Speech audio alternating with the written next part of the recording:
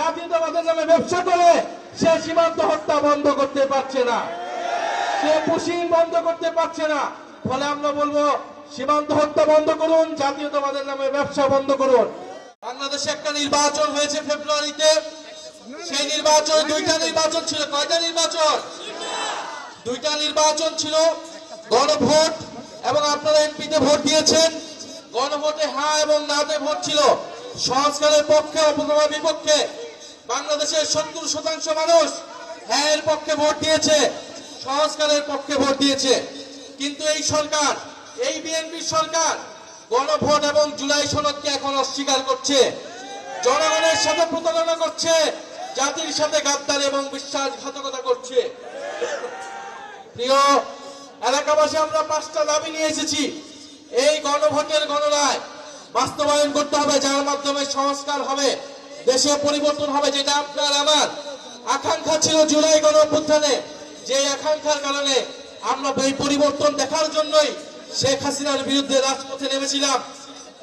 দ্বিতীয়ত, আমরা তরুণদের কর্মসংস্থানের দাবি জানিয়েছি।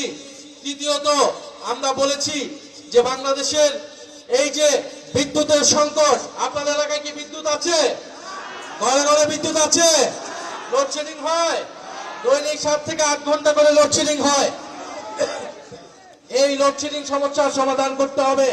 এই সরকার কমিটমেন্ট দিয়েছিল, প্রতিশ্রুতি দিয়েছিল তারা বিদ্যুতের সমস্যার সমাধান করবে, কিন্তু এই যে বাজেট দিয়েছে, এই বাজেটে আমরা এমন কিছু দেখি নাই তারা বিদ্যুতের সমস্যার সমাধান করতে হবে।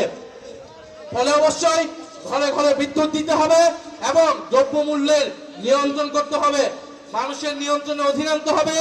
এছাড়া দেশে, সারা দেশে আইন শৃঙ্খলার বেহাল দশা। আপনারা জানেন যে কয়েকদিন আগে সংসদে স্বরাষ্ট্রমন্ত্রীকে তার নিজের দলের এমপি বলেছিলেন মাদক কারবারির সুতি কাকার হচ্ছে সেই কক্সবাজার থেকে। স্বরাষ্ট্রমন্ত্রী তার নিজের এলাকায় মাদক বন্ধ করতে পারে না, সে সারা দেশের মাদক কিভাবে বন্ধ করবে?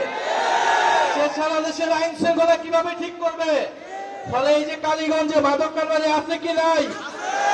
আছে, প্রত্যেকটা জেলা উপজেলায় মাদক কারবারি দিয়ে ভরপুর হয়েছে। ফলে স্বরাষ্ট্রমন্ত্রীকে বলবো কক্সবাজারে মাদক বন্ধ করুন এবং সারা বাংলাদেশের সকল জায়গায় মাদক কারবারি বন্ধ করুন এবং দেশের আইন শৃঙ্খলা নিশ্চিত করুন। এবং প্রিয় কালীগঞ্জবাসী, আমাদের ভাই শরীফ ওসমান হাদি জীবন দিয়েছিল আজাদির জন্য, স্বাধীন সার্বভৌম বাংলাদেশের জন্য। কিন্তু আমরা দেখছি সীমান্তে সাধারণ বাংলাদেশিদেরকে হত্যা করছে বিএসএফ খনি বাহিনী। আমরা দেখছি সীমান্তে পুশিং হচ্ছে এবং এই সরকার যে নিজেকে জাতীয়তাবাদী সরকার বলে, জাতীয়তাবাদের নামে ব্যবসা করে সে সীমান্ত হত্যা বন্ধ করতে পারছে না, সে পুশিং বন্ধ করতে পারছে না। ফলে আমরা বলবো সীমান্ত হত্যা বন্ধ করুন, জাতীয়তাবাদের নামে ব্যবসা বন্ধ করুন এবং বাংলাদেশের সীমান্তকে সুরক্ষা দিন।